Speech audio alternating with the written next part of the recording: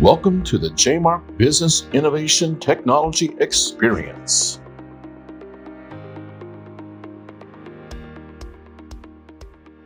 Welcome to the JMark Business Innovation Technology Experience.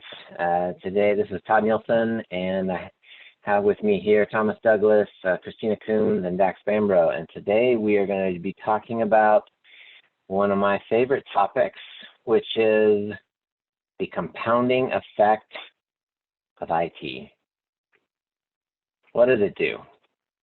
How can it help businesses? How can it make individuals be more successful? How can it make businesses be more successful? Who wants to go? So I guess I'll just start by making sure that so maybe describe a little bit better, Todd, what you mean. Use the word compounding effect. Explain that a little. Yeah, so I think with anything in life, when you have something that is you're investing into, and it's a good investment, there is a compounding effect. It's not just something that incrementally increases, it's something that multiplies manyfold. If you think about a financial investment, and the same is true in a sense with IT, because IT is considered, well, unfortunately, a lot of people consider IT an expense, but it's really an investment. You're taking money and you're putting it towards something, and you're hoping for an outcome. That outcome isn't necessarily financially oriented. The outcome might be productivity, or it might be security, reduced liability, but it really can be money, profitability in the business. So the compounding effect of IT is essentially, how is IT the investment that potentially compounds many, many times over into a successful organization? And I think, as you mentioned, the different areas maybe that people look at, productivity or security and stuff. And I think, to add to your point, those things build on each other as well. The more productive you are, we know that leads to more profitability. The more efficient you are, that leads to more profitability. The more secure you are, the less likely you are to lose time to downtime when you have trouble, and when you've got your plans in place for disaster recovery or those things. That's where that has an effect that's not necessarily tied directly into that particular thing, but it affects your business in other areas, and that's the compounding effect that you're talking about. Yeah, exactly. If you break it down and you think of it simply in a couple of different ways. One might be a billable resource within an organization. So an attorney who generates their revenue, generates the dollars that they can take home by the hour. And if IT is down for them, obviously they can't produce, they can't get things done. So their potential income has just taken a hit inside their own world because of IT. Now, if you talk about the compounding effect of that, look at a sales and marketing team. So if you have a sales and marketing team who are responsible for bringing revenue into an organization, and they're down for a period of time, let's say that they're down for 3 to 5 days. Well, that 3 to 5 days can have a compounding effect that leads to cash flow problems, or a missed deal, or not getting a contract or a deadline met. And so the compounding effect of missing those things inside of an organization may not just be the productivity hit of it. It can actually have a massive financial ramification on the organization.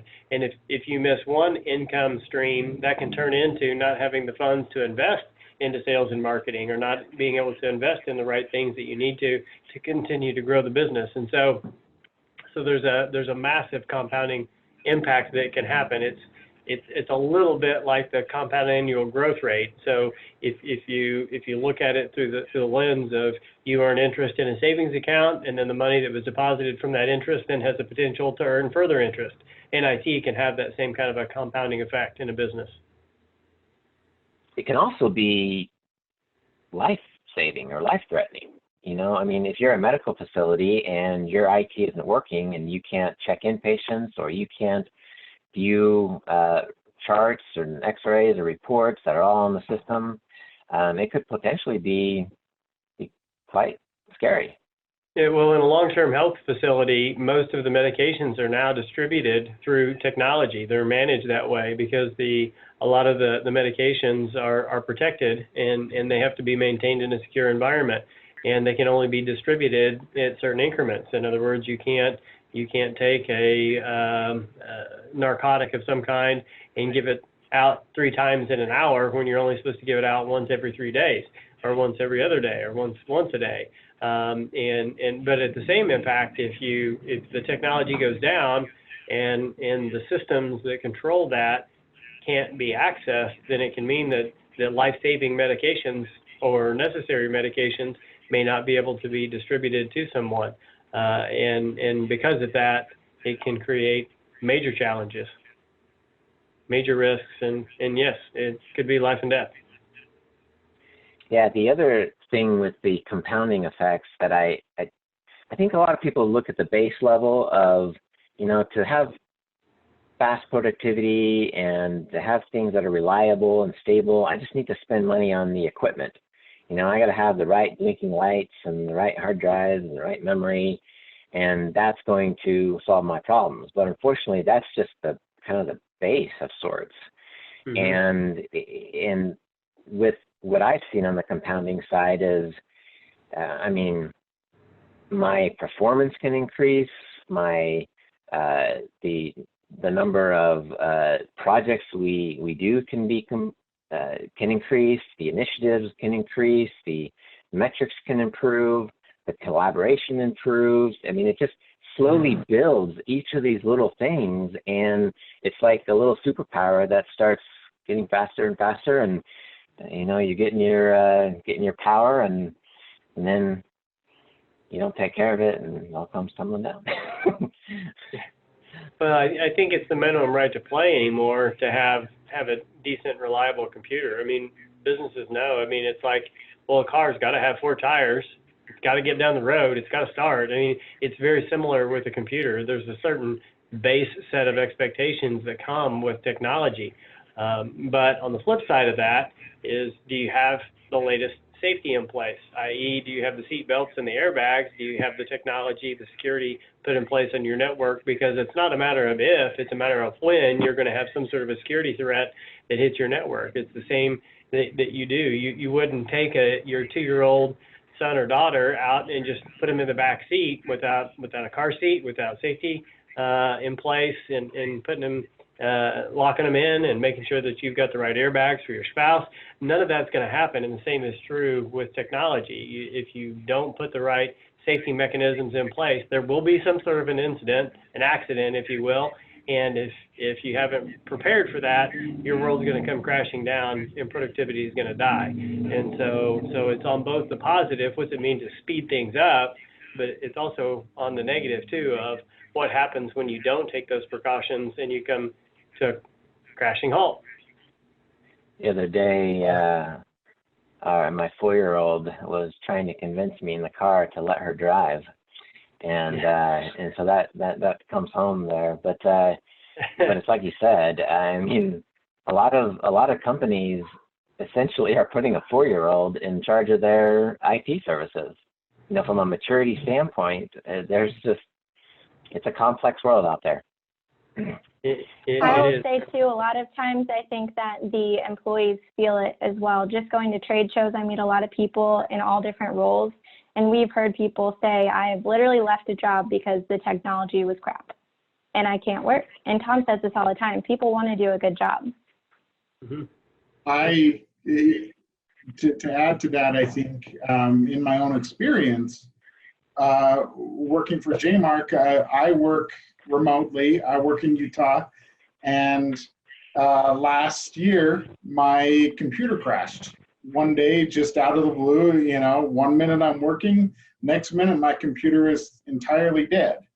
And, you know, I thought about this when Todd mentioned just investing in the hardware, but it goes beyond that because JMark also had the process in place to get me, a remote worker, working again as quickly as possible. And, you know, I think people would make the joke, oh, that'd be nice if my computer broke. I just get to take the afternoon off, nothing to do, right? But that's never the case, because really deep down inside, we know my work didn't go away. Nobody else was getting the work done. It still needed to get done. That had an effect on my teammates who needed me to get something done in order for them to get something done. That was stressful for me. But the entire process was in place that, you know, I called it in, and the next day somebody showed up from HP to try to switch out the hard drive. That didn't work. JMark already had a plan. There was a replacement computer shipped to me. By the, you know, later that day, I was back working again, and it was because the process was put in place. It wasn't just, you know, investing in the hardware or whatever, but it was in also putting the plan in place to get me back working again as quickly as possible. Yeah, so Tom, you've talked about this aspect in terms of business velocity. Mm-hmm. Can you talk a little bit about this compounding effect on the negative or the positive, and how that affects velocity and what it is? Yeah, well, it's a little bit of a detailed conversation, so bear with me for just a second as we talk about it. But it takes an entire set of tools and applications in order to make a business run like it's supposed to. The compounding effect, though, is that businesses grow and they get more complex. Well, what they have a tendency to do is to go out and buy an application that they need to solve a certain problem, and then they bring that inside the company. And then months or years later, the business continues to grow and change, and they go out and they buy another application and they bring it in, and another application, bring it in, and another application, and bring it in. And what can happen if you're not careful is that you have so many applications that oftentimes overlap in their capabilities inside the business that you have app sprawl, you have server sprawl, you have complexity sprawl inside the business. So one of the things that we take pride in doing is helping organizations to come in and simplify that so that you have the smallest amount of applications, the smallest footprint of technology that you need to have in order to move fast. And when you have a lighter load, you can speed up, and you can train better, and you can onboard faster, and you can back up your data more effectively, and you can do all of those things. So what we want to identify inside of any organization is what are the necessary applications, what are their capabilities, how do we bring those together, how do we shrink the data and the footprint of technology necessary so that the business can speed up and increase the velocity. We also know that as a part of that, though, businesses have a tendency to buy the application that they need at the moment without taking a comprehensive look at the impact that has. So does that need to talk to something else in the business, or does it need to overlap or communicate? Integration is kind of the key to success in today's world around IT. And so if those integrations and cross-data transfer platforms don't exist, then that really slows the business down. So we want to make sure that the data is necessary from the time that somebody is a stranger to a business to the time that they're a client doing business on a recurring basis. All the way through that process, we want to make sure that the data flows, and that allows the business to speed up, because where businesses run into trouble consistently is in cross-team collaboration. Team 1 has to hand it off to Team 2, and the information didn't get from point A to point B, and that breakdown is where businesses create friction, and that slows them down. Yeah, I think that, we've been talking about the compounding effect of IT, but I think that to close out, we should talk about the compounding result of great IT. And that compounding result goes far and wide. It's profitability, it's reduced risk, it's happy employees, it's increased morale, it's increased collaboration, it's increased productivity, it's employees excited to come to work, it's employees willing to work late for a special project, it's reduced stress on business owners, it's more time with your family. I mean, it's far and wide. Absolutely. Christina said it earlier. It's, at the end of the day, people want to come in, they want to do a great job, they want to love what they do, they want to love where they do it and who they do it with. And IT is a major contributor to creating that environment. And when businesses fail to put a solution in place that allows people to become the best version of themselves, to enjoy their job and to feel like they're contributing, then it becomes the detractor, the focus area of, I just can't get my job because IT sucks. And that's a really bad environment. The flip of that is that I come into work every day and my stuff gets done. I don't have to worry about my backups. I don't have to worry about, managing the day-to-day. I don't have to worry about whether or not my computer is going to come on or not. And if it doesn't, I know it's going to get resolved quickly. And that peace of mind allows businesses to speed up and to focus on the things within their business that really do matter. And there's so many great missions that businesses have. That's what we want IT to deliver. Awesome. Great conversation. So I think we'll end on that high note. And until next time, stay safe. Thank you for attending this podcast. We hope it has been informative and helped convey that at JMark, we are people first and technology second.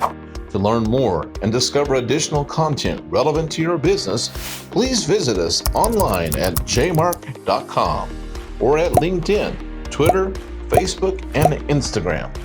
You may also call us at 844-44-JMark. Thank you for your time, and we look forward to seeing you again.